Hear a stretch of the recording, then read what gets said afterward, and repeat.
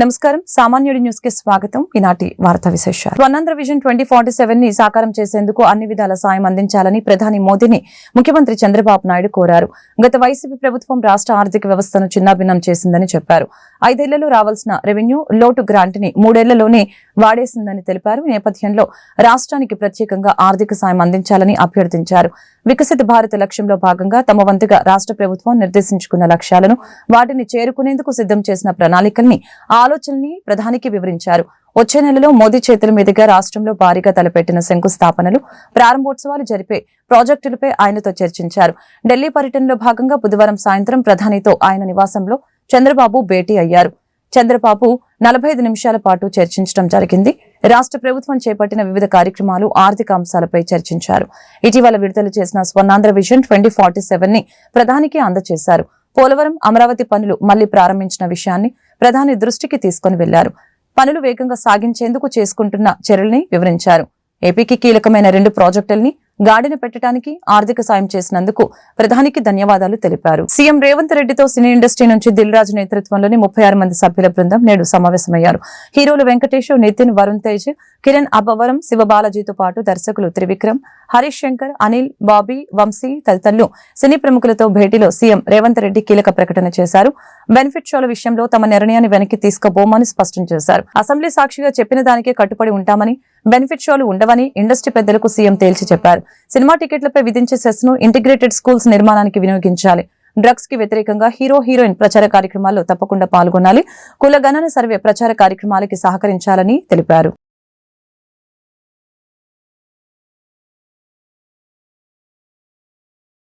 ఈరోజు తెలుగు సినిమాని మీ ఇండియా లెవెల్లోనే కాకుండా దీన్ని ఇంకా ప్రపంచవ్యాప్తంగా డెవలప్ చేయడానికి ఇండస్ట్రీ, గవర్నమెంట్ కలిసి పని చేయాలి అనేది మొదటి అంశం.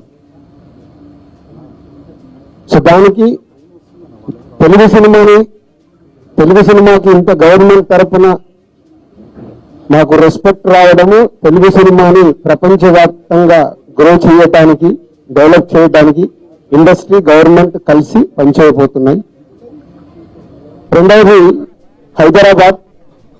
ఈరోజు మనకు తెలుసు హైదరాబాద్ లో మన తెలుగు సినిమాలో కాకుండా అటు బాలీవుడ్ నుంచి కానీ, ఇటు తమిళ సినిమాలు, అటు కన్నడ సినిమాలు, అదర్ లాంగ్వేజ్, కేరళ, అన్ని షూటింగ్ జరుగుతున్నాయి.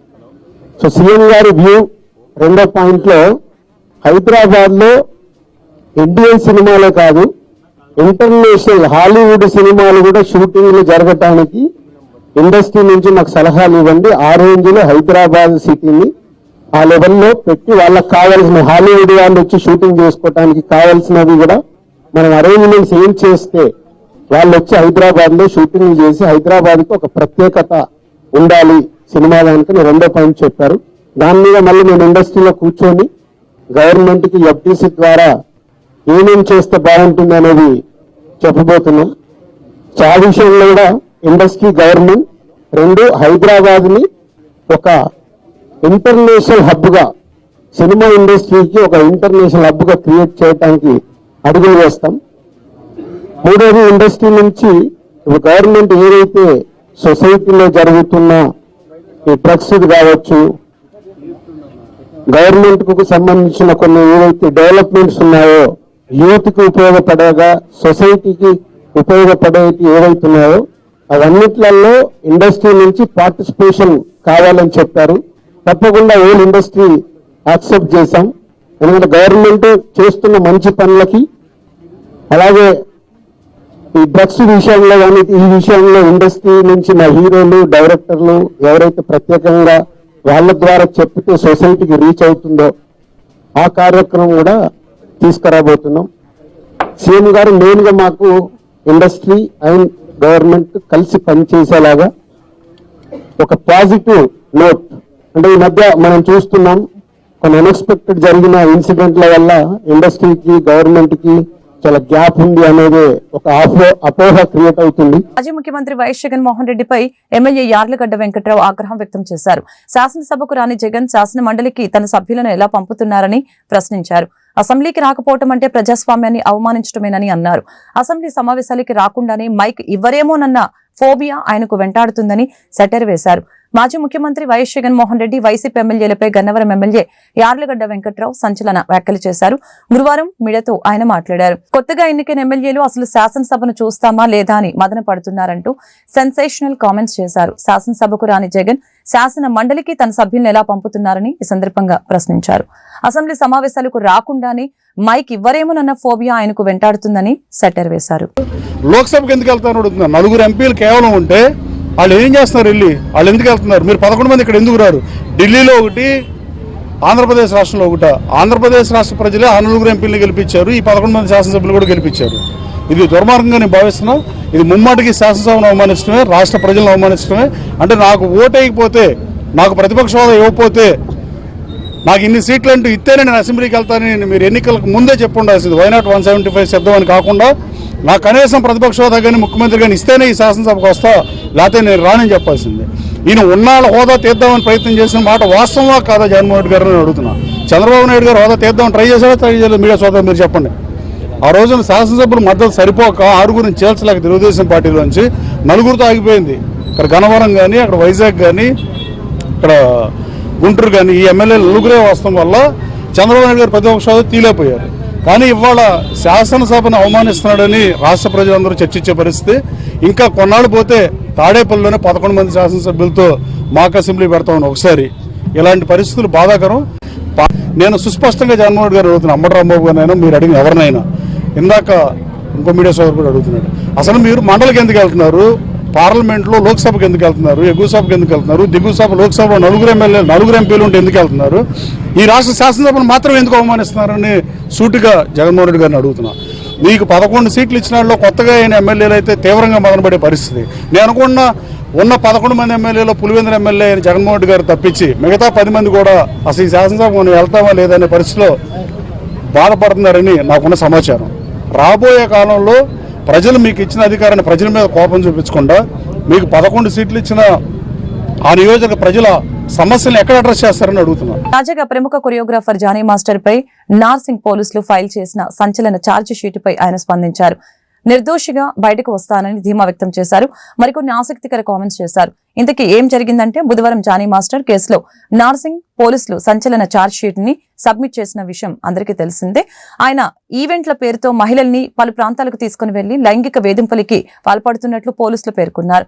అలాగనే లేడీ కొరియోగ్రాఫర్ పై లైంగిక వేధింపులు నిజమేనని పోలీసులు ఫైల్ చేశారు. ఈ ఆరోపణలపై తాజాగా జానీ మాస్టర్ స్పందించారు. జానీ మాస్టర్ తాజాగా తన సోషల్ మీడియాలో వీడియో సెల్ఫీ అప్లోడ్ చేశారు. దీంట్లో ఆయన మాట్లాడుతూ, నేనేం చేశానో నా మనసుకు తెలుసు, అలాగనే దేవుడికి కూడా తెలుసు. నేనే తప్పు చేయలేదు. ఈ కేసులో నిర్దోషిగా బయటకు వస్తాను. న్యాయస్థానంలో న్యాయం ఉందని నేను నమ్ముతాను. నేను క్లీన్ చిట్ తో బయటకు రావటం ఖాయం అంటూ ధీమా వ్యక్తం చేశారు. అలాగనే నేను ప్రస్తుతం సంతోషంగా ఉన్నాను, మళ్ళీ సినిమాలకి పనిచేస్తున్నా. నేను నిర్దోషిగా బయటకు వచ్చాకే ఏం చెప్పాలని అనుకుంటున్నాను అదంతా చెప్తాను అని ముగించారు. న్యాయస్థానం మీద నాకు నమ్మకం ఉంది. ఆ న్యాయం ఉంది కాబట్టి ఈ రోజు నేను నలుగురితో పని చేసుకుంటున్నాను. బయటకు వచ్చి నలుగురితో హ్యాపీగా ఉన్నాను. నా ఫ్యామిలీతో చాలా హ్యాపీగా ఉన్నాను. నా మనసుకు తెలుసు ఏం జరిగిందని. న్యాయస్థానంలో నేను చాలా క్లీన్ చిట్ తో వస్తాను. నిర్దోషిగా నేను బయటకు వస్తాను. రోజు మాట్లాడతాను. సో నేను ఓన్లీ నిందితుడిని మాత్రమే. నేను ఎప్పుడు నా పనితో, నాకు వచ్చే విద్యతో మిమ్మల్ని అలరించడానికి మీ ముందుంటాను. మిమ్మల్ని అలరించడానికి కష్టపడతాను. ఈ రోజు నేను ఇక్కడ ఏదున్నా కూడా ఈ పొజిషన్లో అదంతా మీ బ్లెస్సింగ్ వల్లే. మీ ప్రేమ నాకు ఎప్పుడు ఉండాలి. వంగవీటి మోహనరంగ ఒక వ్యక్తి కాదని, సమ్మోహన శక్తి అని గుంటూరు పశ్చిమ ఎమ్మెల్యే గల్లా మాధవి స్పష్టం చేశారు. ఆయన భౌతికంగా దూరమై 36 ఏళ్లు గడిచిన ప్రజల్లో ఆయనపై అభిమానం రోజు రోజుకి పెరుగుతుందని, ఆ మహనీయుని జీవితం సమాజానికి గొప్ప సందేశం లాంటిదని తెలియజేశారు. గురువారం గుంటూరు శ్రీనివాసరావుపేట అచ్చయ్య డాబా సెంటర్లో వంగవీటి మోహనరంగ వర్ధంతిని పురస్కరించుకుని ఆయన విగ్రహానికి ఎమ్మెల్యే గల్లా మాధవి కాపు నేతలతో కలిసి పూలమాలలు వేసి ఘనంగా నివాళులర్పించారు. ఈ సందర్భంగా ఆమె మీడియాతో మాట్లాడారు. కుల మతాలకు అతీతంగా కోట్లాది మంది అభిమానాన్ని సొంతం చేసుకున్న ఘనత వంగవీటి మోహనరంగకే దక్కుతుందని తెలియజేశారు. కార్యక్రమంలో కూటమి నేతలు కార్పొరేటర్ నిమ్మల వెంకటరమణ, కొరపాటి నాగేశ్వరరావు, ఆలహరి, నాగూర్వల్లి, మేలం సైదయ్య, యాకోపు, మామిడి రామారావు, వెంకటసాయి, చాంద్, రవీంద్ర, నాజర్ వలి, మల్లికార్జునరావు తదితరులు పాల్గొన్నారు. ఈరోజు వంగవీటి రంగా గారి 36వ వర్ధంతిని పురస్కరించుకొని ఆయన విగ్రహానికి ఘనంగా నివాళులు అర్పించడం జరిగింది. అందరూ నాయకులతో, కార్యకర్తలతో, అశేష జనవాహినితో నివాళులు అర్పించడం జరిగింది. విజయవాడ తూర్పులోనే ఒక ప్రామాణికం చెందిన వ్యక్తిగా, మహాశక్తిగా వెలిసిన రంగా గారు పేదల పాలిట బడుగు బలహీన వర్గాల పాలిట ఆశా జ్యోతిగా ఇళ్ళే వాళ్ళకి అందించడం కోసం చేసిన పోరాటం కావచ్చు, వారి యొక్క హక్కులు సాధించడం కోసం చేసిన పోరాటం కావచ్చు, నిత్యం పేదల కోసమే ఆయన జీవితాంతం శ్రమించడం, ఆఖరికి ఆయన జీవనాన్ని కూడా అంకితం చేయడం, పేదల శ్రేయస్సు కోసం, వారి అభివృద్ధి కోసం అంకితం చేయడం కూడా ఈరోజు స్మరించుకుంటూ ఆయన వర్ధంతిని పురస్కరించుకొని ఈ 22వ డివిజన్లో ఆయన విగ్రహానికి పూలమాలలతో ఘనంగా నివాళులు అర్పించడం జరిగింది. ఇందులో పాల్పంచుకునే ఒక అవకాశం కలిగినందుకు కూడా చాలా కన్ను మూస్తే మరణం, రెప్పపాటు కాలం ఈ జీవితం అని చెప్పి శ్రీశ్రీ గారు అంటారు. కొన్ని కోట్ల మంది పుడతారు, గెడతారు, కానీ కొంతమంది మాత్రమే చరిత్రలో నిలిచిపోతారు. వంగవీటి మోహన్ రంగా అనే వ్యక్తి పేదల కోసమే పుట్టాడు, పేదల కోసమే చనిపోయారు, చరిత్రలో నిలిచిపోయారు. ఎవరన్నా మన కుటుంబ సభ్యులైనా సరే ఎవరైనా చనిపోతే 1 సంవత్సరం బాధపడతారు, 2 సంవత్సరాలు బాధపడతారు. కానీ ఈ రోజున ఆయన చనిపోయి 36 సంవత్సరాలు దాటినా కూడా ఈ రోజు కూడా ఆయన స్ఫూర్తి కొనసాగుతూ ఉందంటే ఆయన ఎంత మహానుభావుడు అర్థం చేసుకోండి. ఆయన యొక్క ఆశయాలు ఒకటే, కష్టమని ఎవరైనా వస్తే కాపు కాయటం, ఆపదనని ఎవరైనా తలుపు తడితే వారిని ఆదుకోవటం. వారి యొక్క ఆశయాల్ని మేము కొనసాగిస్తామని, వారి యొక్క ఆశయాల్ని భావితరాలకు అందిస్తామని తెలియజేస్తూ మరొకసారి వంగవీటి మోహన్ రంగా గారికి వర్ధంతి నివాళులు అర్పిస్తాము. బలహీన వర్గాల నాయకుడు ఆశాజ్యోతి వంగవీటి మోహన్ రంగారావు గారిది 36వ వర్ధంతి ఈ రోజున మా ఏరియాలో మా ఎమ్మెల్యే గారు గల్లా మాధవయ్య గారి ఆధ్వర్యంలో ఈ రోజున ఈ కార్యక్రమం జరుపుకోవడం జరిగింది. ఆయన వంగవీటి మోహన్ రంగారావు గారు ఇప్పటికీ ఆయన 36వ వర్ధంతి జరుగుతున్నా కానీ ఈ రోజున కూడా ఎనలేని కీర్తి గావించబడి ఈ రోజున గొప్ప నాయకులందరూ నోటిన మారుమోగుతున్న పేరు వంగవీటి మోహన్ రంగారావు గారు. ఈ రోజున వంగవీటి మోహన్ రంగా పేరు అంటేనే ఒక ఉప్పెన్లాగా ఎగిసిపడుతున్నటువంటి పేరు ఏదన్నా ఉంది అని అంటే అది వంగవీటి మోహన్ రంగాకే. స్వర్గీయ వంగవీటి మోహన రంగా 36వ వర్ధంతి సందర్భంగా గుంటూరు తూర్పు నియోజకవర్గంలోని నెహ్రూ నగర్ లో గల ఆయన విగ్రహానికి ఎమ్మెల్యే మహమ్మద్ నజీర్ పూలమాలలు వేసి ఘనంగా నివాళులర్పించారు. ఈ సందర్భంగా ఎమ్మెల్యే మీడియాతో మాట్లాడారు. పేదల అభ్యున్నతికి కృషి చేసిన మహనీయుడు రంగా అని కొనియాడారు. ప్రతి ఒక్క కాపు సోదరుడు ఆయన జీవితాన్ని ఆదర్శంగా తీసుకోవాలని అన్నారు. నేడు రాజకీయాలలో ఉన్న ప్రతి ఒక్క యువకుడికి రంగా స్ఫూర్తిదాయకమని తెలియజేశారు. పేద ప్రజల అభివృద్ధి కోసం ఏ విధంగా అయితే ఆయన పాటుపడ్డారో అదే విధంగా ఆయన బాటలో నడుస్తూ ఆయన ఆశయ సాధన కోసం కృషి చేయాలని కోరారు.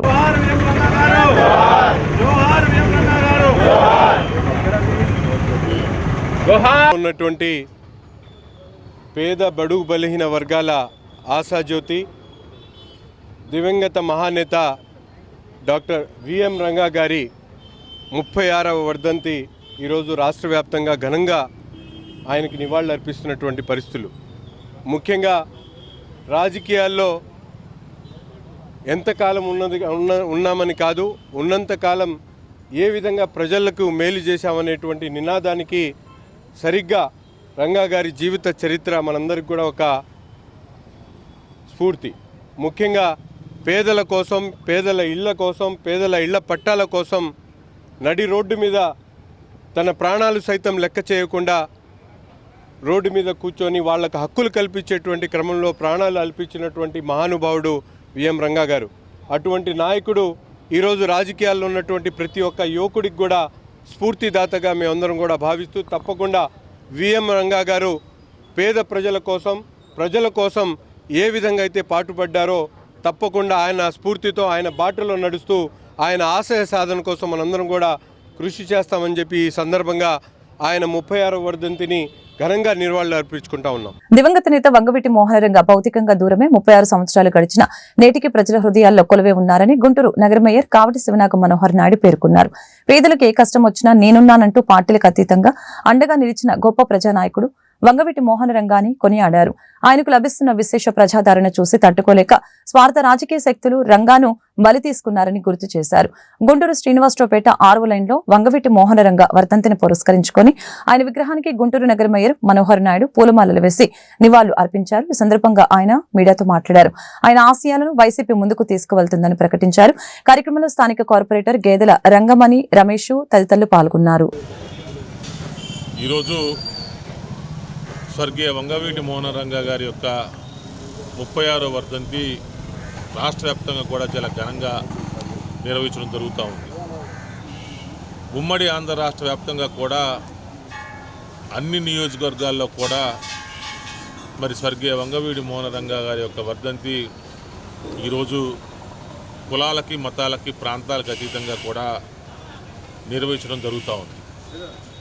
ఒక సామాన్య మధ్యతరగతి కుటుంబంలో పుట్టి పేదవాడికి బలహీన వర్గాల వారికి కార్మికులకి అండగా ఉంటూ రాజకీయంగా మంచి ఉన్నతమైనటువంటి స్థానంలో మరి ఆ రోజు నిరాదరణ చేస్తూ ఉంటే ఆ రోజు తెలుగుదేశం పార్టీకి సంబంధించినటువంటి కొంతమంది గూండాలు ఆ రోజు ఆమనయాదం చేసినటువంటి రంగా గారిని అతి కిరాతకంగా పాశవికంగా ఆ రోజు హత్యగావినటువంటి పరిస్థితి రాష్ట్ర వ్యాప్తంగా కూడా ఆ రోజు సంచలనం సూచించినటువంటి పరిస్థితి. ఆ రోజు ఒక వ్యక్తి చనిపోయిన తర్వాత దేశవ్యాప్తంగా సుమారు 50 రోజుల పాటు కర్ఫ్యూ నిర్వహించడం జరిగింది అంటే ఏ రాజకీయ పార్టీ నాయకుడు మరణాంతరం అన్ని రోజుల పాటు ఒక రాష్ట్ర వ్యాప్తంగా అన్ని వ్యవస్థలు స్తంభించిపోయినాయి అంటే అది కేవలం రంగా గారికి ఒక్కరికి మాత్రమే జరిగిందని చెప్పేసి కూడా మేము చెప్తా ఉన్నాం. ఎందుకంటే రంగా గారు పేదవాడి గుండెల్లో ఈ రాష్ట్ర ప్రజల యొక్క గుండెల్లో ఆయనకంటూ ఒక ప్రత్యేకమైనటువంటి స్థానాన్ని ఏర్పాటు చేసినటువంటి మహనీయుడు మరి స్వర్గీయ వంగవీటి మోహనరంగా గారు. మరి ఈరోజు మరి ఆయన చనిపోయి 36 సంవత్సరాలు అయినా కూడా అన్ని ప్రాంతాల్లో కూడా ఆయన ఒక వర్ధంతి వేడుకలు ప్రతి సంవత్సరం జరుగుతూ ఉన్నాయంటే ఆయన యొక్క పేరు ఆయన యొక్క రూపాన్ని ఈ ఆంధ్ర రాష్ట్ర ప్రజలు గుండెల్లో ఉంచుకున్నారనేది స్పష్టంగా అర్థమవుతూ ఉంది. తప్పకుండా ఆయన ఆశయాలని తప్పకుండా కొనసాగించినటువంటి పార్టీ వైఎస్ఆర్ కాంగ్రెస్ పార్టీ అని చెప్పేసి కూడా చెప్తూ తప్పకుండా రాబో కాలంలో ఆయన ఆశయాలను ఇంకా ముందుకు తీసుకెళ్తామని చెప్పేసి కూడా తెలియజేసుకుంటూ ఈరోజు మరి శ్రీనివాసరావు తోట మరి స్థానిక కార్పొరేటరు మా పార్టీ నాయకుడు మరి గేదెల రమేష్ గారి యొక్క ఆధ్వర్యంలో ఈ యొక్క వర్ధంతి వేడుక చాలా ఘనంగా నిర్వహించడం కూడా జరిగింది. మరి ఈ కార్యక్రమానికి వైఎస్ఆర్ కాంగ్రెస్ పార్టీ శ్రేణులే కాకుండా ఈ ప్రాంతంలో ఉన్నటువంటి పెద్దలందరూ కూడా హాజరై ఈ యొక్క వర్ధంతి కార్యక్రమంలో పాలు పంచుకోవడం కూడా జరిగిందని చెప్పి చెప్తూ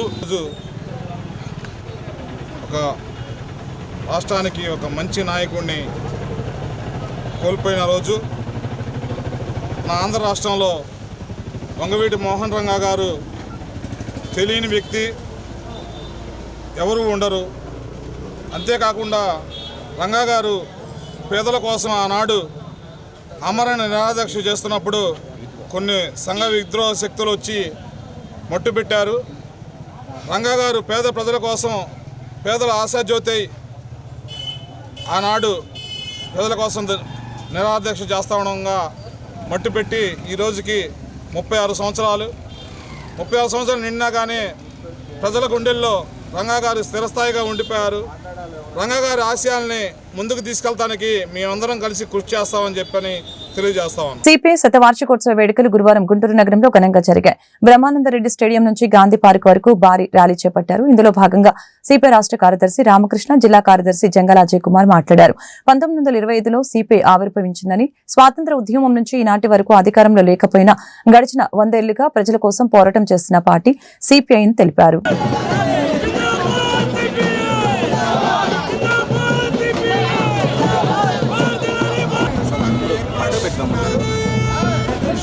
దేశాన్ని పరిపాలిస్తున్న కాలంలో సామ్రాజ్యవాదులకు వ్యతిరేకంగా జరిగిన పోరాటంలో పాల్గొన్న పార్టీలు ఆ రోజు భారత జాతీయ కాంగ్రెస్, సిపిఐ తప్ప మరో పార్టీలు ఏవి కూడా లేవు. ఇవాళ కేంద్రంలో అధికారంలో ఉన్న బీజేపీ, ఆర్ఎస్ఎస్, ఈరోజు బీజేపీ యొక్క మాతృ సంస్థ ఆర్ఎస్ఎస్ బ్రిటిష్ వారికి తాబేదారులు వాళ్ళతో లాలించబడ్డారు. స్వాతంత్ర పోరాటంలో పాల్గొన్న దాఖలాలు లేవు. ఇవాళ గర్వంగా చెప్తాం, భారత కమ్యూనిస్ట్ పార్టీ, కాంగ్రెస్ పార్టీ ఆ పోరాటంలో పాల్గొనడమే కాకుండా అనేక త్యాగాలు చేశారు, జైళ్ల పాలయ్యారు, ఆస్తులు కోల్పోయారు, ప్రాణాలు అర్పించి ఈ దేశానికి స్వాతంత్రం సాధిస్తే ఇవాళ కేంద్రంలో అధికారంలో ఉన్న బీజేపీ నాయకులు, ఆర్ఎస్ఎస్ నాయకులు డాక్టర్ బిఆర్ అంబేద్కర్ అవమానిస్తా ఉన్నారు. మహాత్మా గాంధీ గారికి కనీస గౌరవం ఇవ్వడం లేదు. అందుకోసమే ఈ దేశంలో రాజ్యాంగాన్ని కాపాడుకోవడానికి, లౌకిక వాదానికి, ప్రజాతంత్ర వాదాన్ని కాపాడుకోవడానికి ఇవాళ భారత కమ్యూనిస్ట్ పార్టీ శతవార్షికోత్సవాల సందర్భంగా మేమంతా ప్రతిజ్ఞ చేస్తా ఉన్నాం. కమ్యూనిస్ట్ పార్టీ ఈ దేశంలో అధికారంలో భారతదేశంలో భారత కమ్యూనిస్ట్ పార్టీ 1925 డిసెంబర్ 26వ తేదీన అంటే ఈ రోజుకి 100వ సంవత్సరంలోకి అడుగుపెట్టింది. 100 సంవత్సరాల సుదీర్ఘమైనటువంటి మా పోరాటం దేశంలోనే కాదు ప్రపంచ చరిత్రలో సువర్ణాక్షరాలతో లిఖించదగినటువంటి పోరాట చరిత్ర కలిగినటువంటి ఈ పార్టీ పుట్టినప్పుడే భారతదేశ స్వాతంత్రోద్యమం కోసం వీరోచితంగా పోరాడి పశువులు బాయటం అనేది జరిగింది. కానీ ఇవాళ నల్లదొరలు ప్రవేశించారు. నరేంద్ర మోడీ, అమిత్ షా, గౌతమ్ అదానీ, అలాగే ముఖేష్ అంబానీ ఈ నల్లదొరలు మళ్ళీ దేశాన్ని పట్టి పీకు తింటా ఉన్నారు.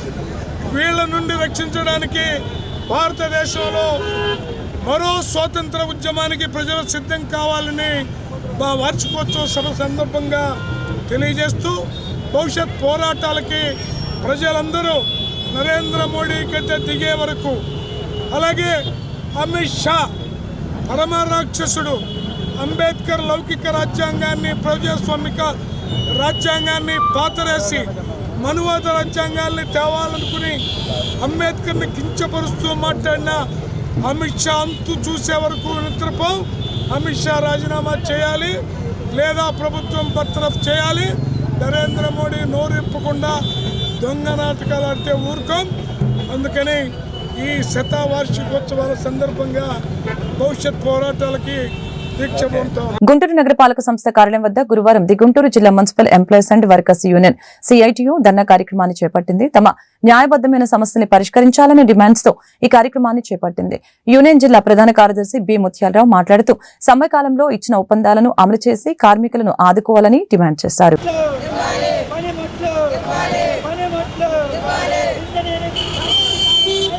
బి ముత్యాలరావు, ఈ గుంటూరు జిల్లా municipal employees and workers union CITU అనుబంధం. గత 2023 డిసెంబర్ 26వ తేదీ నుండి 2024 జనవరి 10వ తేదీ వరకు రాష్ట్ర వ్యాప్తంగా మున్సిపల్ కార్మికులు తమ సమస్యల పరిష్కారం కోసం పెద్ద ఎత్తున సమ్మె చేయడం జరిగింది. ఈ సమ్మె సందర్భంగా ప్రభుత్వం మున్సిపల్ కార్మిక సంఘాలతో చర్చలు జరిపి కొన్ని ఒప్పందాలు చేసుకోవడం జరిగింది. ఆ ఒప్పందాల్లో భాగంగా ఎవరైతే మున్సిపల్ కార్మికులు 10 సంవత్సరాలు పనిచేసి రిటైర్ అయి ఉన్నారో వారికి 75,000 రూపాయలు రిటైర్మెంట్ బెనిఫిట్స్ కింద ఇస్తామని చెప్పేసి హామీ ఇచ్చారు. ఈ 75,000తో పాటుగా 10 సంవత్సరాల పైన పనిచేసినటువంటి కార్మికులకి సంవత్సరానికి 2,000 చొప్పున 75,000 కలిపి చెల్లిస్తామని హామీ ఇచ్చారు. అలాగే ఎవరైనా మున్సిపల్ కార్మికులు డ్యూటీలో ఉండి ప్రమాద మరణం సంభవిస్తే వారికి ఎక్స్గ్రేషియో 7 లక్షలకు పెంచుతామని చెప్పేసి హామీ ఇచ్చారు. వీటితో పాటు మరణించినటువంటి కార్మికులకి దాన సంస్కారాల ఖర్చులకి 15,000 ఇస్తామన్నది, దాన్ని 20,000 రూపాయలకి పెంచుతామని చెప్పేసి హామీ ఇచ్చారు. ఇంజనీరింగ్ కార్మికుల జీతాల పెంపుదలకు సంబంధించి 9 మంది ఐఏఎస్ అధికారులతోటి కమిటీ వేశారు. ఈ హామీలన్నింటికి సంబంధించి సంవత్సరం అవుతున్న ఇప్పటి వరకు జీవోలు ఇవ్వలేదు. జీవోలు వెంటనే ఇవ్వాలని చెప్పేసి రాష్ట్ర వ్యాప్తంగా ఈరోజు సిఐటియు అనుబంధ మున్సిపల్ కార్మిక సంఘం ఆధ్వర్యంలో ధర్నాలు నిర్వహించడం జరుగుతుంది. ఈ సమస్యలు వెంటనే పరిష్కారం చేయకపోతే భవిష్యత్తులో మొత్తం కార్మికులు ఐక్యం చేసి ఈ వార్తలు ఇంతటితో సమాప్తం. మరొక బులెటిన్లో మళ్ళీ కలుద్దాం. నమస్కారం.